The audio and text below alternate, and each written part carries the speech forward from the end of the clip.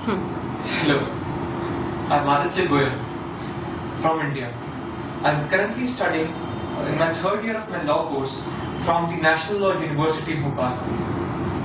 Now, the theme of Asia 2004 is reflection and progression, fostering mutual growth. Now, I will divide this presentation into two parts. First, going by the literal meaning of the words, and second, going behind those words while never losing sight, I hope, of the words of the theme itself. Now, coming to the first part, that is giving literal meaning to the words of the conference theme. Now, the theme is reflection and progression, fostering mutual growth. One of the first things which we read as a law student are the principles of statutory interpretation. And the first principle and the golden principle of interpretation states that every document and every word must be given its plain and original meaning. And that is what we'll do to the theme of the conference. We'll give to each word its plain literal dictionary meaning to see what does the theme actually mean. Coming to the first word, reflection. Now, reflection involves thought, it involves deliberation, it involves contemplating the past, learning from the mistakes which we have committed in the past to ensure a better future.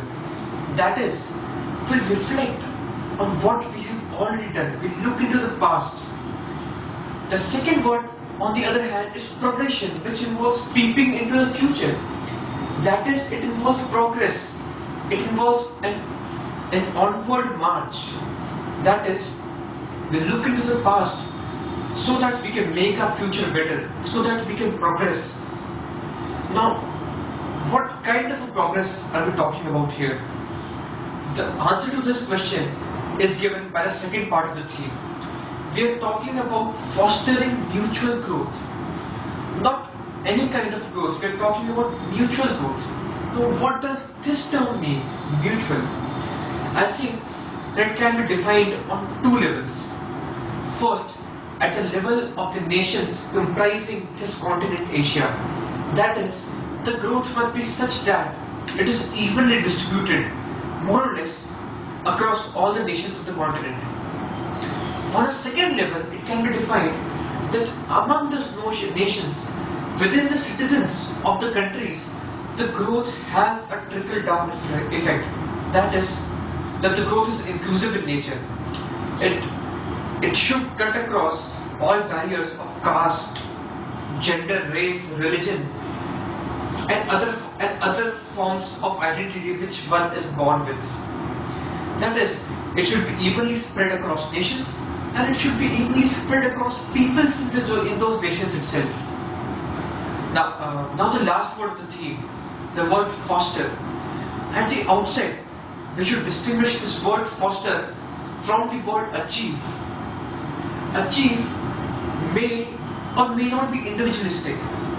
Foster, on the other hand, necessarily involves, by its definition, some element of cooperation. It involves aiding, it involves abetting and encouraging others to grow alongside you. That is, the theme of the conference, taking a holistic view, would mean that learning from the past so as to ensure a better future, not only for yourselves, but for all the other nations in the continent of Asia. That is, you are supposed to grow, at the same time assist others in growing. Now, coming to the second part of the presentation, that is going behind the words of the theme. Now, why is this element important? Why is fostering growth important? Why is cooperating important? Well, the answer to this lies in the fact that we live in a highly globalized world.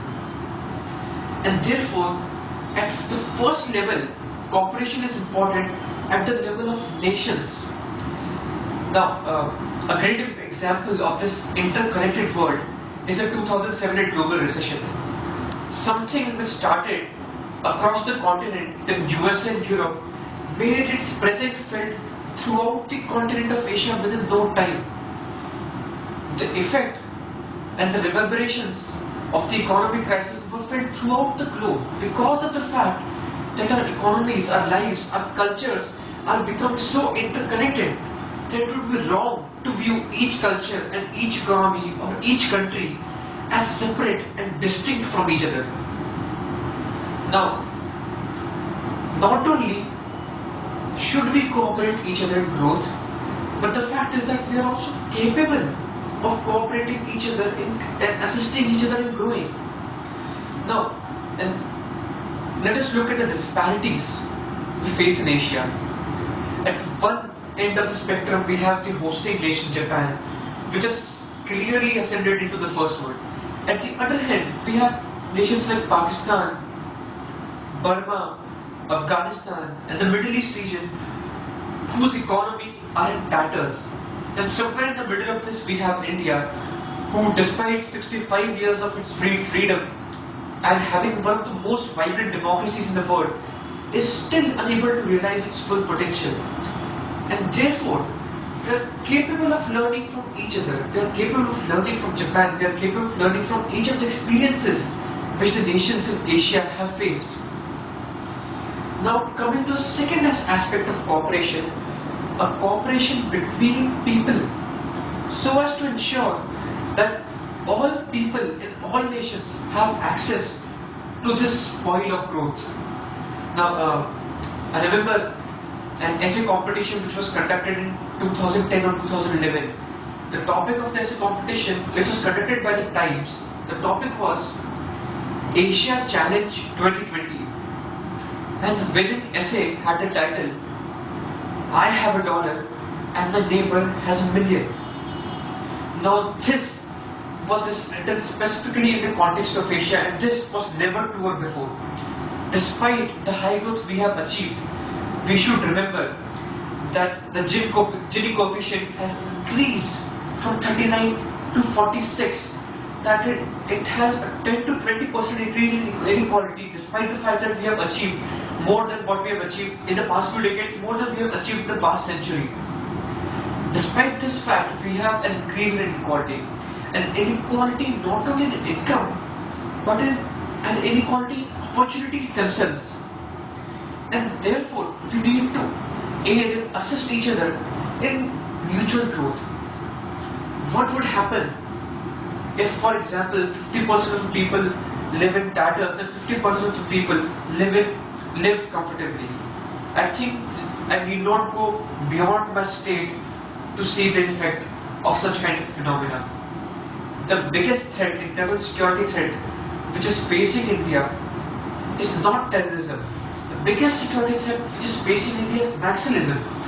Naxalites are those people to whom the benefits of the growth could not reach, and they became disoriented with the process so much that they were forced to pick up arms to ensure that the government listens to their voices. And this is what will happen if the growth is not inclusive among the peoples of the country themselves. The effect of this would be felt by everyone. Now, this brings an end to my presentation.